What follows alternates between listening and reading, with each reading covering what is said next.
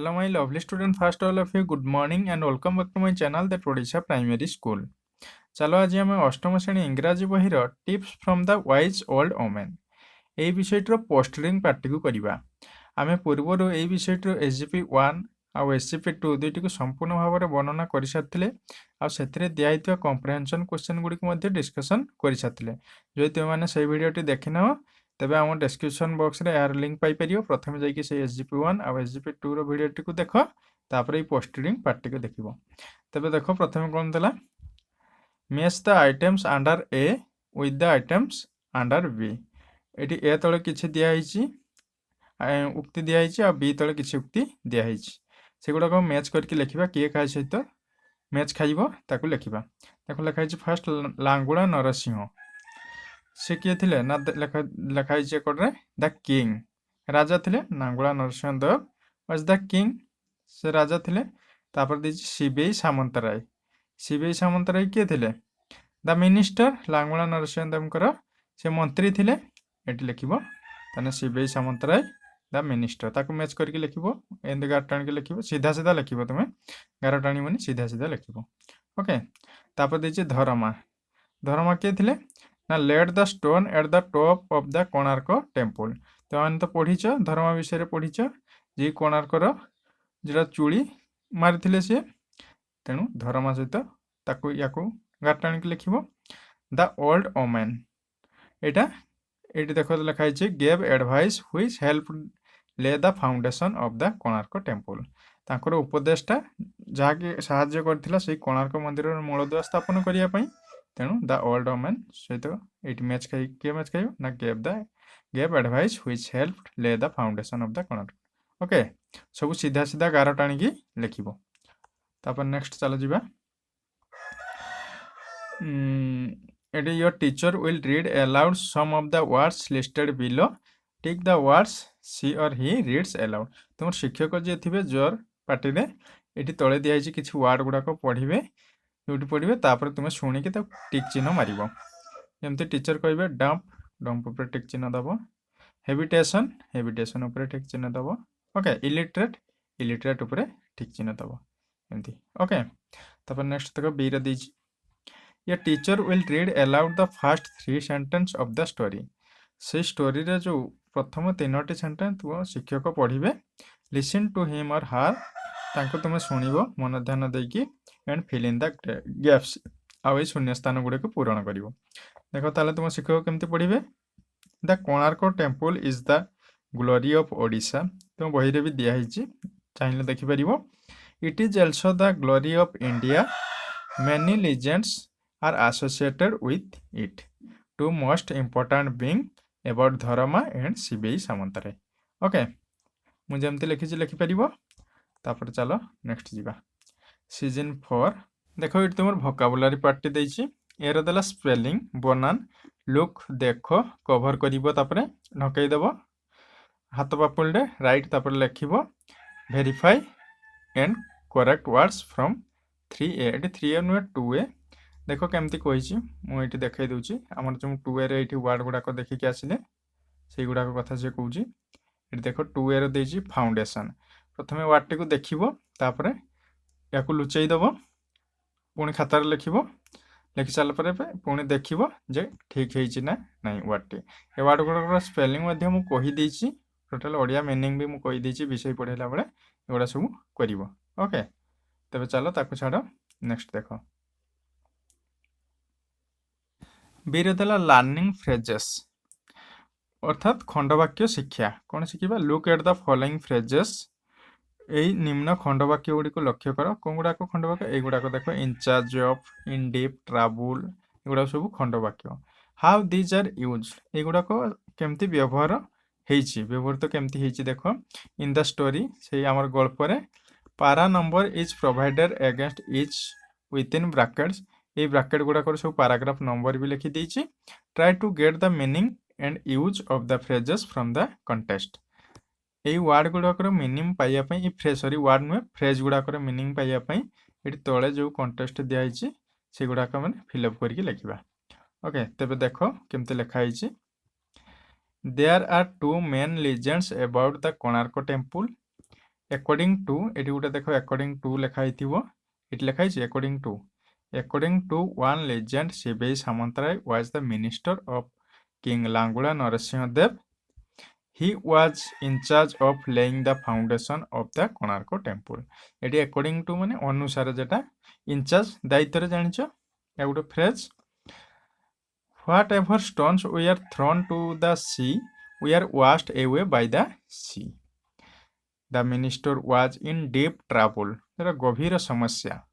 In this troubled state of mind, से विव्रत मनरे तांकर he went to visit Ma Mangala with the hope of getting her blessing. With the hope of किछि आशा नहीं कि से माँ Mangla पाखु जाइथिले. On the way, Ma Mangala met him in the guise of an old woman. In the guise of कौन से छद्म बेसरे जो phrase गुड़ा केमती यूज होची जानि परछ तो. She gave her advice. Shivei worked as per the advice of Ma Mangala. से सेठु से उपदेशटी पाइथिले से वृद्धा जनक ठारू उपदेश पाइथिले. He was very successful in laying the foundation of the temple. In fact, the advice Ma Mangala gave was more than enough for Shivei. More than enough होची से advice T उपदेश T ताक पई यथेष्ट अधिक थिला. कोन कोन पई ना से मंदिर टी गढ़ी तोलिया पई तार मूलदुआ पकाया पई ताकर उपदेश टी यथेष्ट अधिक थिला शिवेई पई. ओके बुझियला. तापरे एबे चलो यूजेस देछि केंती देखिबा. देखो दला narration from direct to indirect speech. एटी उक्ति गुडा को देछि जं गुडा को डायरेक्ट हला कोन प्रत्यक्ष उक्ति आ इनडायरेक्ट हला परोक्ष उक्ति. See the example and do the task. से उदाहरण गुडी को देखो आउ से टास्क टी को करो. देखो डायरेक्ट स्पीच रो दला हमर प्रत्यक्ष उक्ति रो Sibei said give me some food. Sibei कहिले जे मते किछि खाद्य दियो.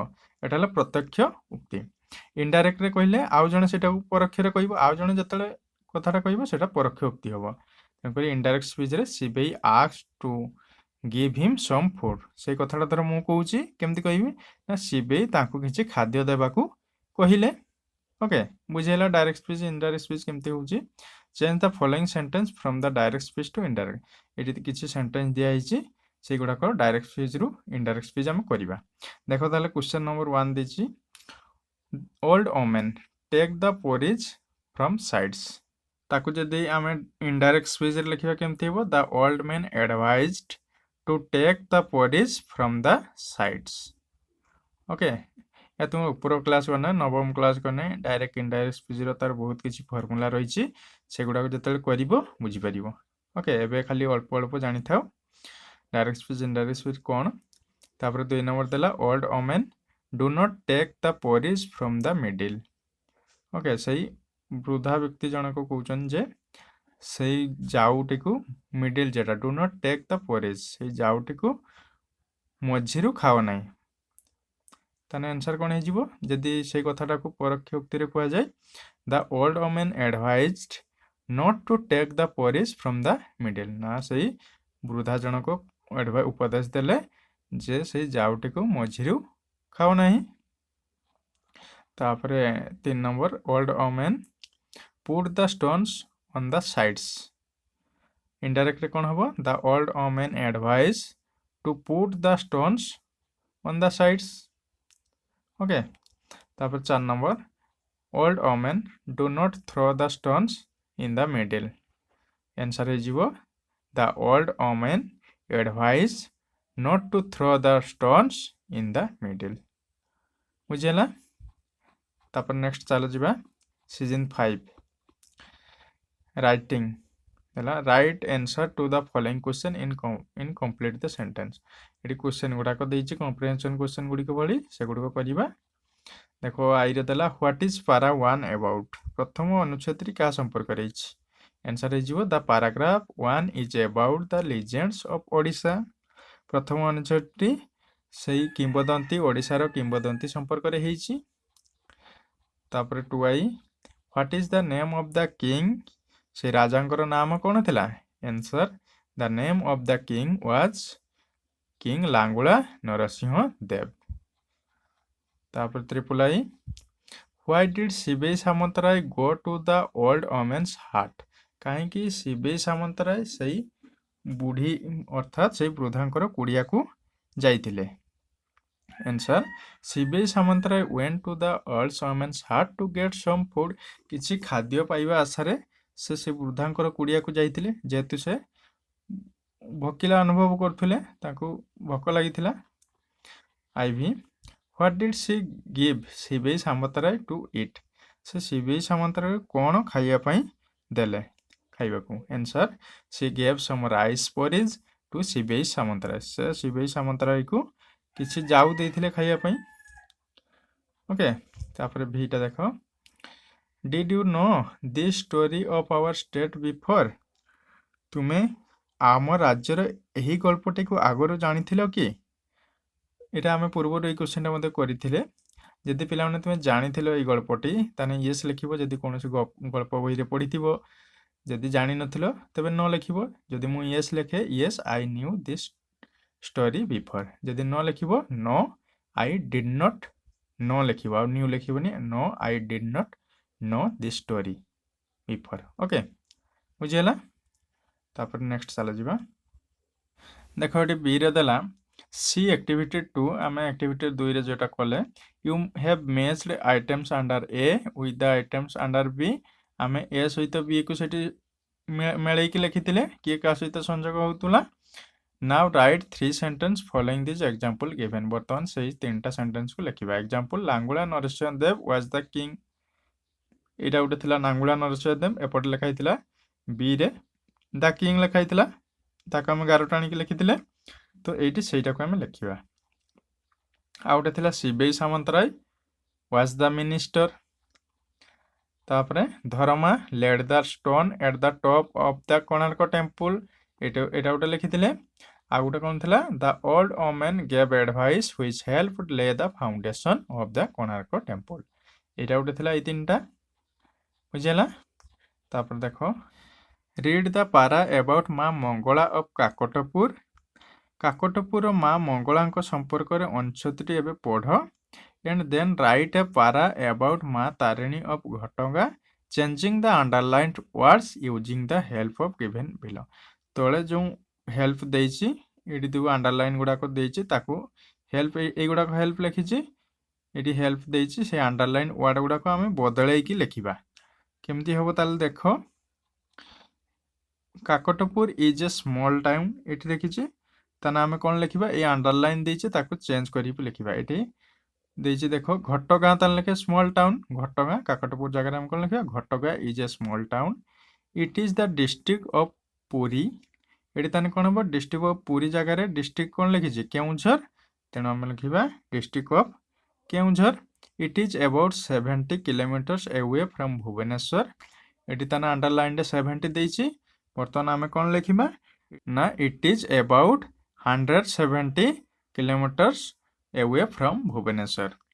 ଇଟ୍ is famous for goddess Maa Mangala temple, ମା ମଙ୍ଗଳା ଆଣ୍ଡରଲାଇନ୍ ଦିଆହେଇଛି, ତେଣୁ ତାକୁ ଚେଞ୍ଜ କରିକି ଲେଖିବା କ'ଣ, it is famous for goddess Maa Tarini temple. It is one of the 7 famous goddess temple of Odisha. Many people from different places visit this temple every day. People believe that ମା Mangala fulfills their wishes। ମା ମଙ୍ଗଳା ତଳେ ଆଣ୍ଡରଲାଇନ୍ ଦିଆହେଇଛି, ତେଣୁ ଲେଖିବ ଏଠି ମା ତାରିଣୀ। ବୁଝିହେଲା? ତେବେ ଚାଲ ଏବେ ନେକ୍ସଟ କରିବା। You are very much fond of listening to stories। ତୁମକୁ ଗଳ୍ପ ଶୁଣିବାକୁ ବହୁତ ଭଲ ଲାଗେ। Are not you, ନୁହେଁ କି? Don't you also enjoy reading stories? ତୁମେ ମଧ୍ୟ ଗଳ୍ପ ପଢ଼ିବାକୁ ଆନନ୍ଦ ପାଅ ନାହିଁ କି? Here are some details on a very good story book that you would not miss to read।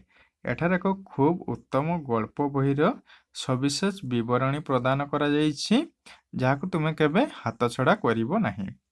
Read its details and fill in the money order from to buy this book।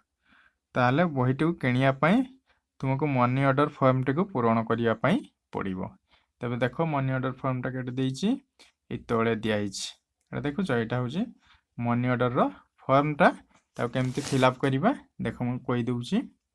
प्रथम देखिए देख space for communication ये कौन लिखिबो ना dear sir please find here a sum of RS 175 ताने बहीटर दाम केते अछि 175 towards the book Legends and Folk Tales from and around Asia by Urmila Verma. The address for shipment is provided below regards. Okay, एट देला तापर देखो मो ना लिखिछु मु जेमती तपनगिरी लिखि दीची सेमती लिखिबो तुमते मोर ना लिखिबो इंडिया पोस्ट मनी ऑर्डर केते टंकार ना 175 ओनली जेमती लिखाई जे लिखिबो एटा भलसे देखि दियो तापरे टू कहा पाखु आमे लिखुचे चिठीटा कहा पाखु लिखुचे एटी एड्रेसटा दिया हिचे देखो एटी दिया हिचे एड्रेसटा अवेलेबल एट लिखिनी सेटा ने टू हाइजीन बोथम्स अन्ना सालाई चेन्नई 22 तमिलनाडु जेटा लिखा हिची एटी लिखा हिची तापरे पिन कोडटा से देई नाही तेनकरी मु बाहर करके नेटर बाहर करके मु लिखि दीची पिन कोडटा भी लिखि दीची तापरे do not right below this line यही लाइन तले आउ एटा तुम फिलअप करिया पई पड़िबोनी एटा करिबोनी फिलअप आउ कोठी कोठी कोन करिवो एटी गुटे देछि देखो सेंडर एड्रेस लिखा हिची एटी देखो भलसे देखो केमती सेंडर एड्रेस जे पठौछि तेनु मो नाम मु लिखि दीची तपनगिरी मो एड्रेस भी दे दीची 8 post PS district pin code भी दे दीची तुमे तुमरो लिखि के एटा पठैबो ओके भलसे आथरे देखि दियो भलो भाबरे केमती फिलअप हिची देखि दियो एमती लिखिबो ओके तेबे थैंक यू सो मच जय जगन्नाथ।